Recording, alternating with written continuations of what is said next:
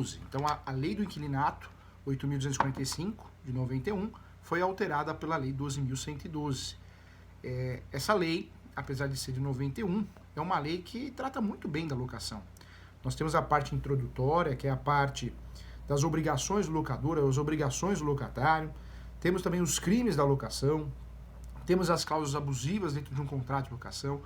Então, enxergo essa lei, até o professor recentemente escreveu um livro sobre a lei do inquilinato. Eu enxergo a lei do inquilinato como uma lei boa, uma lei bem feita.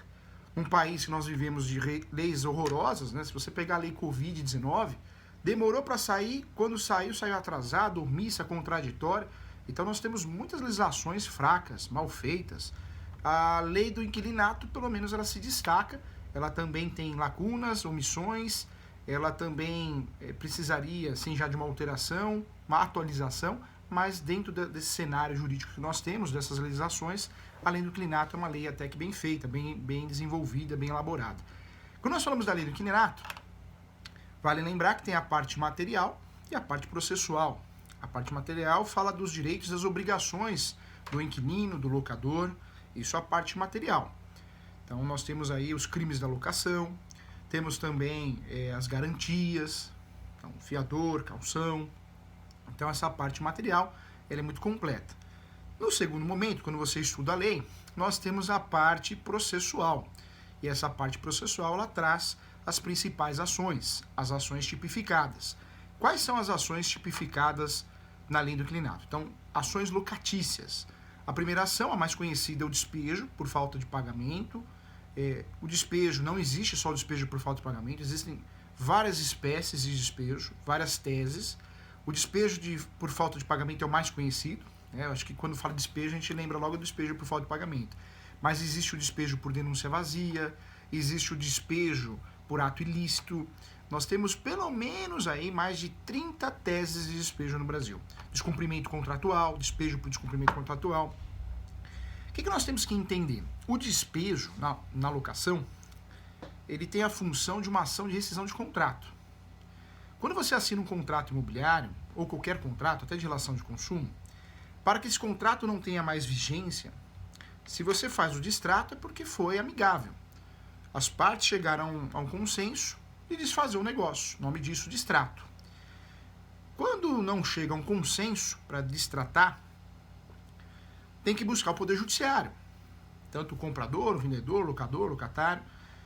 E a busca correta, através da medida judicial correta, é a ação de rescisão de contrato. Quando nós temos um contrato assinado, a ação que vai colocar fim nesse contrato, nessas obrigações, é a rescisão de contrato. Isso no direito, praticamente 99% das possibilidades. Assim como o divórcio, né? Casamento, qual que é a rescisão do casamento? O divórcio. União estável, dissolução. Trago esses exemplos didáticos.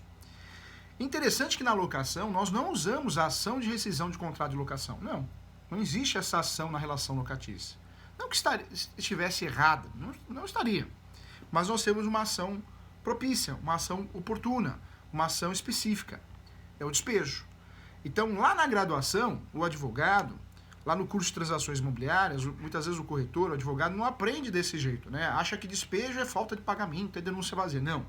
Nós temos que olhar para o despejo e enxergar que o despejo é uma ação de rescisão. Professor Júlio, o que é ação de despejo? Uma ação de rescisão. Rescisão de contrato. Só que o despejo, eu tenho que ter uma relação locatícia para poder usar esse nome. E existem várias espécies de despejo. Então, enxergar o despejo de outra forma está errado. É fora da realidade. Enxergar o despejo na prática, eu vou enxergar sim o despejo como uma ação de rescisão de contrato. Quando eu falo de uma relação locatícia, eu estou falando do despejo porque é a ação que vai rescindir o contrato, tá? A primeira ação que aparece, então, pelo menos a mais comentada, dentro da Lei 8.255, né, fazendo uma triagem de forma didática, não acompanhando aqui os artigos, mas de forma mais agradável, a ação de despejo é a mais conhecida como ação locatícia. Nós temos que olhar para essa ação e enxergar o quê? Rescisão de contrato. Qual que é o objetivo, o escopo do despejo? O grande objetivo do despejo é rescindir o contrato, é gerar uma emissão na posse. O que é uma emissão na posse? É a retomada do imóvel. Então, esse é o objetivo da ação de despejo. Depois, a segunda ação também tipificada, também muito conhecida, é a ação renovatória nas locações comerciais, nas locações não residenciais. A locação renovatória, mencionada na Lei 8.245 de 91, ela trata sim, e trata muito bem, né, um artigo específico que traz os requisitos. Temos que ter aí o uso do imóvel 5 anos no mínimo, 3 anos na mesma atividade, o contrato tem que ser por prazo determinado, eu tenho um lapso temporal para fazer essa ação, eu tenho que fazer essa ação nos 6 primeiros meses do último ano do contrato, né? Eu não posso fazer essa ação nos 6 últimos meses, mas os 6 primeiros meses do último ano do contrato. Simples. Essa ação renovatória também é muito conhecida, porque eu peço ajuda do Poder Judiciário para conseguir o quê? A renovação do contrato. Isso é muito importante, porque muitas vezes o inquilino gastou muito dinheiro com reforma, benfeitorias no imóvel e valorizou o imóvel, chamou a atenção de uma construtora, de um investidor, e o inquilino fica refém. Muitas vezes o contrato dele não tem cláusula de direito de preferência e aí ele fica prejudicado, porque ele não tem nem como comprar o imóvel em virtude do valor, em virtude do que gastou nas benfeitorias, então realmente o inquilino fica refém. E aí muitas vezes o locador, o proprietário vende para um terceiro, o terceiro faz uma ação de despejo por denúncia vazia. Então a cláusula de vigência e cláusula de reserva e a verbação do contrato de locação, quando nós falamos de locação comercial, gente, é a orientação mínima de um corretor de imóveis, de um proprietário de uma imobiliária, de um advogado, uma advogada que atue na área. Quando você é contratado como advogado, como corretor, e o seu cliente é um inquilino, você não pode jamais deixar de orientar ele, exigir a verbação do contrato de locação na matrícula do imóvel alugado para gerar publicidade e dentro desse contrato de locação a cláusula de reserva ou de vigência, né? Por quê? Porque é uma cláusula que vai determinar o direito de preferência, tá? O contrato tem que ser respeitado até o final. Cuidado com isso, hein? O brasileiro, infelizmente, o comerciante, o empresário, ele acredita num direito de preferência que ele não tem, que não existe. Nós aprendemos errado na graduação. A graduação não ensina ninguém a ser advogado, né? Nem passar na OB. Por isso, quando a gente passa na OB, normalmente nós somos portadores de OB, mas não somos advogados. Nós temos que correr atrás do prejuízo, porque a graduação, além de ser fraca, ela ensina, sim, uma teoria que não existe na prática. Então, nós temos que ficar atentos a isso, porque o direito de preferência não é automático, hein, gente, na locação. Tem que ter cláusula de reserva, cláusula de vigência, cláusula de direito de preferência e a verbação do contrato de locação na matrícula do imóvel alugado, tá? Então, informação importante aí, você que é comerciante, você que está nos assistindo, você que tem um parente, um cunhado, né, uma irmã, um irmão, que tem um comércio, um lava-rápido, estacionamento, uma padaria, um restaurante, um pequeno restaurante, um posto de gasolina, sei lá o comércio. Mas é a orientação básica, primária, para que você não tenha uma dor de cabeça ou o seu familiar. Oriente ele a isso, né? Indico você até mandar essa aula para ele, porque é muito importante. Vamos lá. A próxima ação que nós temos, também tipificada na Lei 8.245 de 91, é a chamada ação de consignação de pagamento de aluguel. Ah, professor Júlio, o corretor faleceu, o advogado que administrava morreu, o inquilino sumiu, faleceram os locadores, eu não conheço os filhos. Ah, vou ficar quietinho aqui, não preciso pagar aluguel. Cuidado, hein? Cuidado, porque a hora que aparecer o herdeiro já vai fazer um despejo por falta de pagamento. Então, a saída que nós temos para cumprir a obrigação e se livrar de qualquer ônus, multa, juros, despejo na locação, é a ação de consignação de pagamento de aluguel. Cuidado, é ação, hein? Não é procedimento lá no banco direto, não. A chamada adjudicação administrativa ou extrajudicial, não. É ação mesmo. Distribui uma ação, explica aqui nessa ação de consignação de pagamento de aluguel, que não está encontrando o locador, o proprietário. Diante disso, vai ser feito o pagamento em juízo, tá? Então, o grande objetivo da ação de consignação de pagamento de aluguel é justamente tratar dessa falta de informação a quem pagar, evitando o despejo, evitando os juros, a multa, a rescisão do contrato, tá? Então, é uma forma segura de evitar uma dor de cabeça. Deixar de pagar, a gente só vai deixar se não tiver opção. Porque quando você deixa de pagar o aluguel, o financiamento imobiliário, tenha certeza que essa situação nunca, jamais vai ser favorável para você. Outro dia até conversei com um aluno da pós-graduação, ele falou em aula, né? Aula online. Ele falou assim, professor Júlio, financiamento imobiliário eu oriento o meu cliente a não pagar mais as prestações porque tem uma ação em andamento. E aí eu falei com muito respeito, falei, quero falar com você no intervalo da aula, porque a gente nunca vai expor ninguém. Mas no intervalo da aula eu puxei a orelha. Que orientação é essa? Que orientação é absurda? Você vai orientar o seu cliente a deixar de pagar o financiamento imobiliário? É, porque tem uma ação revisional. E se não ganhar ação? E outra, no decorrer da ação revisional, o seu cliente pode... O imóvel pode ir a leilão, o seu cliente ainda vai sofrer uma ação de emissão da posse se não quiser sair do imóvel. Cuidado com as orientações absurdas, hein? Muita informação estranha. Eu volto a falar, o YouTube está poluído, hein, gente? Nós temos os YouTubes jurídicos agora, né? Cada informação absurda, faça uso do campeão extrajudicial que você vai conseguir resolver tudo em 20 dias. Até parece que é assim. Mundo de Bob. Cuidado, tá bom? Isso com muito carinho eu falo pra você. Vamos lá, vamos para a próxima ação então. A próxima ação que eu quero falar com você é a ação revisional. Toda vez que o locador queira aumentar o valor do aluguel por algum motivo, porque o bairro teve uma valorização, ou o inquilino queira diminuir o valor do aluguel, o nome da ação é revisional. Quem tem legitimidade ativa para ser autor nessa ação? Tanto o locador, que quer aumentar o aluguel, nunca vi um locador ingressar com uma ação para diminuir, né? Ele quer aumentar o aluguel. E o inquilino, porque o inquilino ele pode usar essa ação para pedir a diminuição do aluguel. Vamos lá. Antes de entrar com a ação, sempre a orientação de um advogado que atua no direito imobiliário, uma advogada, no mercado imobiliário, é sim tomar muito cuidado. O advogado ele tem que tentar a conciliação. É obrigação nossa, gente. Em época de pandemia, nós não sabemos se vamos estar aqui amanhã. É uma realidade. Esse vírus é maluco. Cada um ele age de um jeito. Então, vamos conciliar. Tenta fazer um acordo, tenta conseguir a diminuição do valor do aluguel. Né? Quem quer aumentar, agora a discussão é o IGPM, né? O IGPM explodiu. O locador que tiver bom senso, ele não vai usar o IGPM 20%. Não vai. Não vai porque se ele fizer isso, o que vai acontecer? Depois de 2, 3 meses, o inquilino vai ingressar com uma ação revisional e vai ganhar essa ação. Então, gente, você que é corretor de imóveis que está assistindo o professor Júlio aqui, mais de 8, quase 7 anos aqui na TV Cresce, hein? Se eu não me engano. É muito tempo que eu estou aqui. Você que é advogado, também acompanha nossas aulas aqui no Conselho Federal. Você que é cidadão brasileiro, leigo, que gosta das aulas por serem didáticas, objetivas. Desculpa, não estou aqui nem para defender o locador nem o inquilino. Estou aqui para defender o bom senso. Porque você que é locador, se você insistir num aumento de 20% de IGPM, você vai deixar de receber o aluguel ou ainda você vai ser réu numa ação de revisão. Não faz isso. O inquilino, talvez, comercial, residencial, já está ali há muito tempo, né, pagando o aluguel corretamente. Então, cuidado com esse índice absurdo, abusivo, que é o IGPM. Explodiu. Tanto é que os novos contratos, o quinto andar, um exemplo, não usa mais o IGPM como base de cálculo. Nós estamos num momento de substituição desse índice. Hoje o INPC, IPCA, tem vários índices aí que você pode usar, que corresponde a uma realidade, que o aumento hoje fica aí em 5%, tá? E pode também, nada impede, a lei não proíbe isso, você criar um aumento fixo, um aumento de 4% ao ano, um aumento de 5% ao ano, também pode, tá? Então nada impede. Fique atento em relação a isso, tá? Volta aqui na ação revisional. O objetivo da ação revisional, assim como acontece na revisional de alimentos, quem paga a pensão alimentícia sabe o que eu estou falando.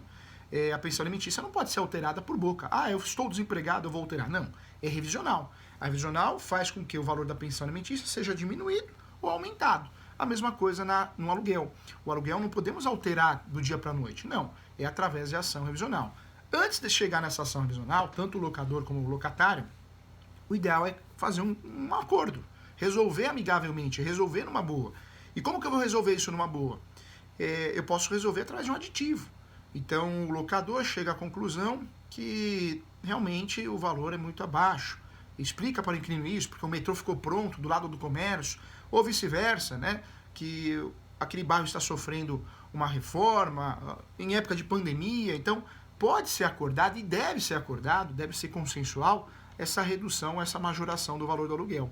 Isso pode ser feito por e-mail, formalizando, por WhatsApp, formalizando, e pode ser feito, que aí seria o mais correto ainda, através de um aditivo, tá? Então nós temos 4 ações tipificadas, lembrando que o Código Civil também trata de locação de bens móveis, o Estatuto da Terra também trata de locação, mas a locação tratada na Lei do Inquilinato, 8.245 de 91, nós temos 4 ações imobiliárias, 4 ações locatícias.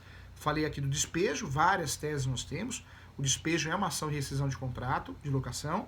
Falamos aqui da ação renovatória, falamos da consignação de pagamento de aluguel e falamos aqui da revisional, que em época de pandemia está sendo muito utilizada. Cuidado, essas são as ações tipificadas, mas nós temos ações doutrinárias e jurisprudenciais. São ações que não têm artigo e não têm lei, mas elas existem. E aí vou dar 2 exemplos. A primeira ação, que é doutrinária, mas existe, é a ação de indenização de fundo de comércio. Quem é comerciante, tem um lava-rápido, um estacionamento, um posto de gasolina, um restaurante, e está lá naquele comércio há muitos anos, vem o locador, eu quero o imóvel de volta, é meu, né? Cabe a ele ingressar com uma ação pedindo indenização do fundo de comércio da clientela e das benfeitorias. Isso é justo, né? Dependendo do lapso temporal que esse inquilino esteja no imóvel. Claro que o professor, como advogado, eu atuo tanto a favor do inquilino, como muitas vezes do locador, que não quer pagar essa indenização. Existem teses de defesa, boas teses de defesa para isso, para que não ocorra condenação. Eu falo que o advogado sempre ele vai enxergar o lado do cliente, vai fazer o melhor, mas que existe esse direito, e já existe um esclarecimento, uma jurisprudência muito forte nesse sentido, existe. Fato é que muitos juízes ainda são conservadores e acabam não dando a procedência do pedido. Então nós temos uma situação de insegurança, uma ação que tem que ser analisada, e eu sempre explico que é uma ação de risco, não é uma ação pronta, não é uma causa-ganha, não existe causa-ganha, tá? Então, ponto importante. A próxima ação que eu ia falar é a reparatória de luvas. A luva no Brasil ela pode ser cobrada inicialmente, mas não na renovação do contrato, porque senão ela se torna uma luva abusiva, né? O sujeito não vai perder o comércio depois de 5 anos, ele prefere pagar a luva, só que essa luva é proibida. Se ele pagar a luva, você guarda o comprovante, guarda as provas e você pode pleitear isso no judiciário em dobro, tá? Então, uma dica de ouro aqui. Então, legal esse comentário da Lei 8.245, no que diz respeito à parte processual, à parte das medidas. Quero voltar para a parte material. Na parte material, que nós temos que lembrar que existem obrigações do locador locatário. Entre essas obrigações, o dever de manutenção é do inquilino, o dever de reforma estrutural é do locador.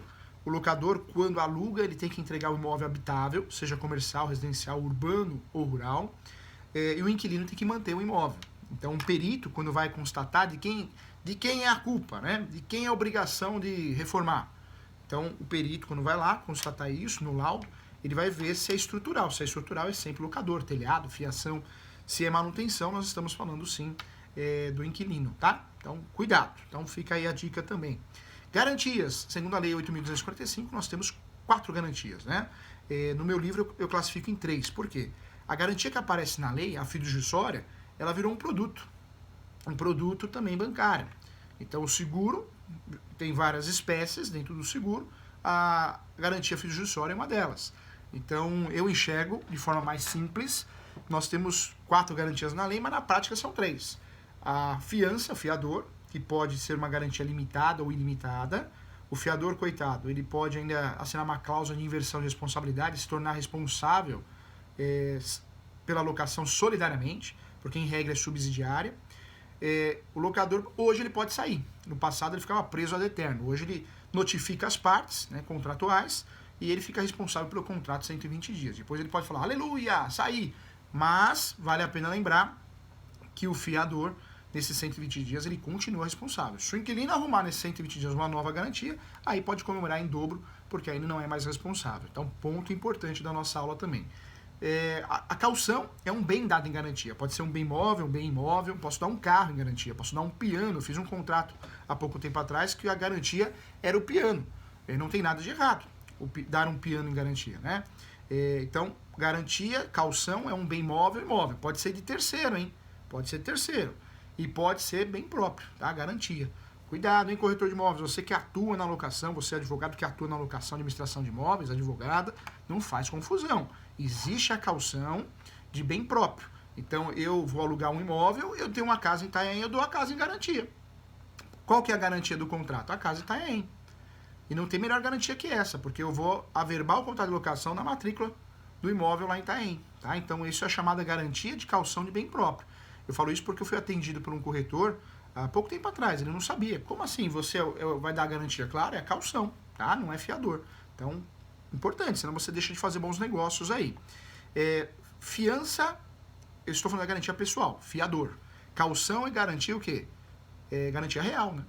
Com base no bem imóvel, dinheiro até 3 meses de depósito, tá bom? Aí eu venho no seguro, que é o seguro que todo mundo conhece, o seguro da Porto, né, e outros seguros. O seguro é uma garantia que é muito boa para o locador. Para o locatário é uma despesa de $1,5 por ano, a 2. Por isso o seguro atingiu o seu auge e hoje caiu. E a alienação fiduciária entraria aí como uma garantia também como um produto bancário, tá? Então, interessante. Fizemos um estudo completo sobre a Lei 8.245 de 91 e da Lei 12.112, tá bom? Um estudo das partes mais importantes. Cuidado, tem os crimes da locação, tem cláusulas abusivas que são nulas de pleno direito, então cuidado aí, tá bom? Legal, né? Bacana, falei que você ia gostar.